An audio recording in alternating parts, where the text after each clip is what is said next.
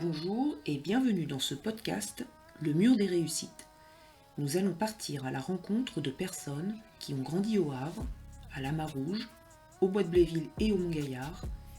Ils vont partager avec nous leur parcours, les bons souvenirs, les doutes, les déclics et ce qui les anime aujourd'hui. Épisode 5. Vous en avez rêvé, Betty l'a fait, être influenceuse. Bonne écoute. Donc là, à l'époque, j'étais attachée de presse senior pour des chefs. Je devais m'assurer d'offrir une présence dans les médias, la presse, télé, radio, magazines, journaux, les restaurants et les personnalités pour qui je travaillais. Et puis, c'est passé des chefs à certaines marques. Voilà. D'accord. Et puis, les clients ont commencé à moins me plaire.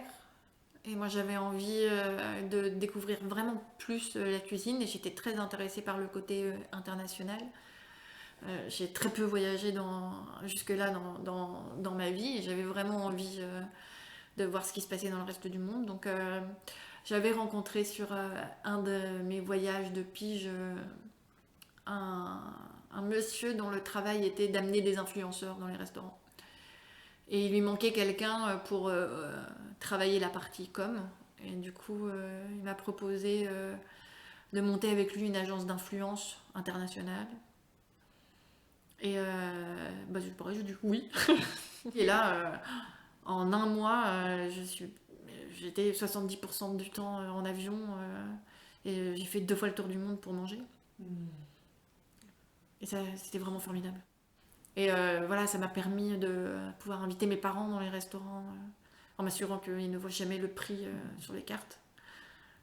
Et est-ce que vous avez ouvert votre compte Instagram ou vous avez été une influenceuse ou pas Oui, alors j'étais une influenceuse dans les premiers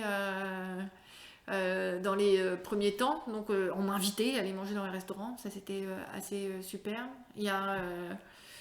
après quelques années dans la communication, je fais partie des 30 trentenaires les plus influentes de la cuisine.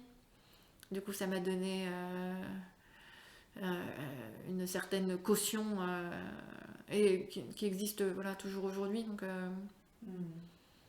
assez. Mais c'est pareil, c'est influencé sur une niche, quoi. La cuisine créative internationale, c'est pas non plus.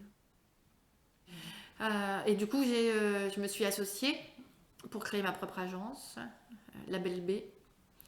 Et ça a très bien pris. Et puis l'un de mes clients, l'un de mes chefs, 2 étoiles en Belgique, m'a dit mais quand je vois tout ce que tu fais pour nous avec 10% de ton temps, qu'est-ce que tu pourrais donner à 100%? Et aujourd'hui j'ai un restaurant, j'ai envie de créer un groupe et je voudrais que tu nous rejoignes en interne. Et c'était vraiment un bon challenge. Ça me demandait de quitter Paris pour aller vivre en Belgique. Ça tombait bien parce que je venais de rencontrer un Français expatrié en Belgique, donc je me suis dit l'un dans l'autre. Et donc je me suis installée à Bruxelles. Et je suis restée 5 ans. J'ai fait un enfant.